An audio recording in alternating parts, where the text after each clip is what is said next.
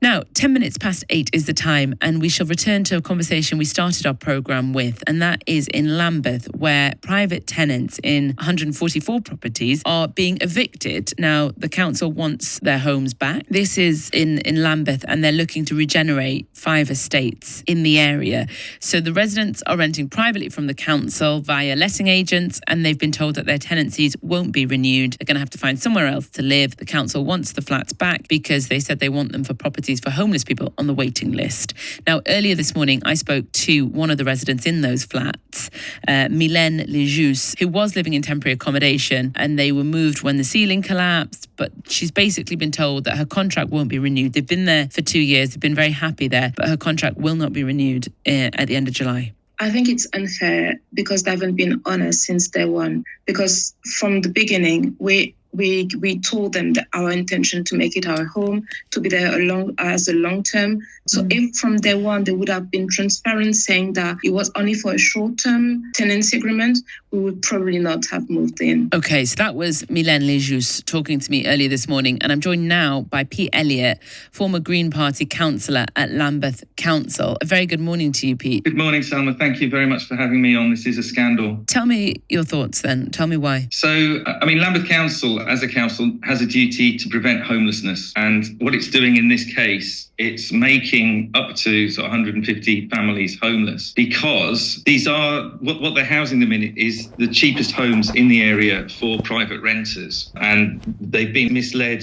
regarding how long they're likely to be there. There doesn't seem to be any reason at the moment to force them out now. The estates are up for regeneration, for demolition and rebuild, but that has all been sort of turned on its head in the last couple of years because of really poor decisions by Lambeth Council. And so Bob Kerslake came in and did a review, and the report basically sort of slated Lambeth Council and Homes for Lambeth, which was the company they set up to demolish and rebuild. And now they just seem to be making knee-jerk reactions, and the end of it are the families that have been living on the estate now as part of the community for up to 5 or 6 years in rented accommodation, and now they're just getting ejected without formal process and procedures, and the estate agents are just basically saying that we're not renewing your contract. And I'm very worried about a number of families who have already left without knowing their rights, and we don't know what's happened to them. Let me ask you this, Pete, then, because I just want to understand this entire story. There will be people listening right now who are thinking, well, it's privately owned, and if a landlord wants their accommodation back, whether that's the council or anybody else, they have the right to ask for it back. Yeah, I mean,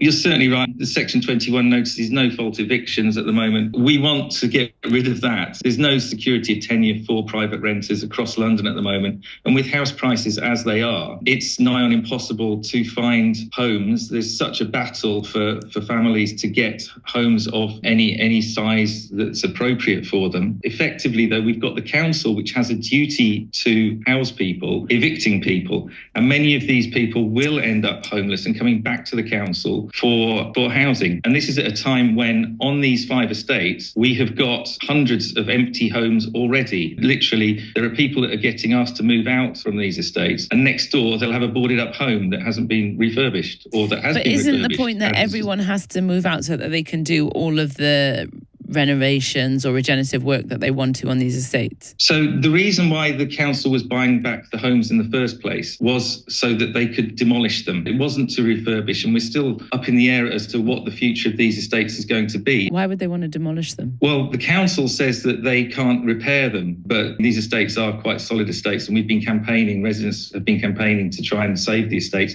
and provide alternative accommodation and additional houses on these estates, especially Central Hill Estate and Cressingham Gardens.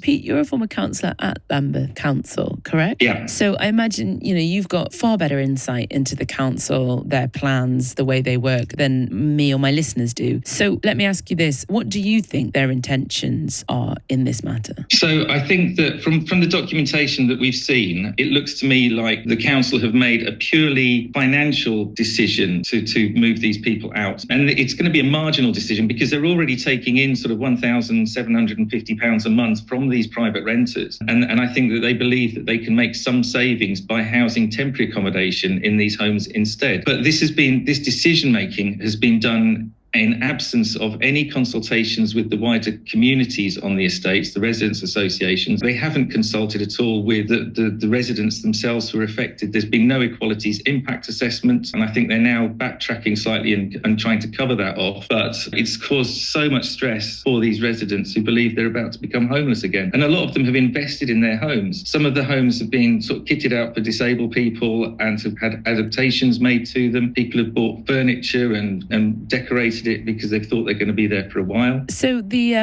line from Lambeth Council is that they are doing this because they are literally would like to house homeless people. That seems like a good reason to me. Yeah, I would love Lambeth Council to do something about its housing waiting list and the 4,200 families that are in temporary accommodation in Lambeth, which is costing us a fortune. And it's such insecure tenancies for people, and they've got to do something about it. But I don't feel that making 150 families homeless to house the homeless is the sensible way of doing things when there's about 150 empty homes on these 5 estates. It just doesn't make sense. But their line is that or at least you're telling me this, Pete, that they're going to demolish them. Is there a fear from residents or people in the area that they are going to pull them down to build a brand new block that can then be rented out at much greater rents? Yeah, absolutely. I mean, that's the issue. The locations of these estates are Crystal Palace, next to Brockwell Park, near Clapham North Station. They're all in very expensive areas, but these are the cheapest homes in the areas for people. And so what you're doing is you're effectively gentrifying the area. You're moving a lot of private homes into the area, which again, you'll end up in the private market and being rented out incredibly expensively and unaffordably for those people that are currently there. So we're forcing people out of the areas. And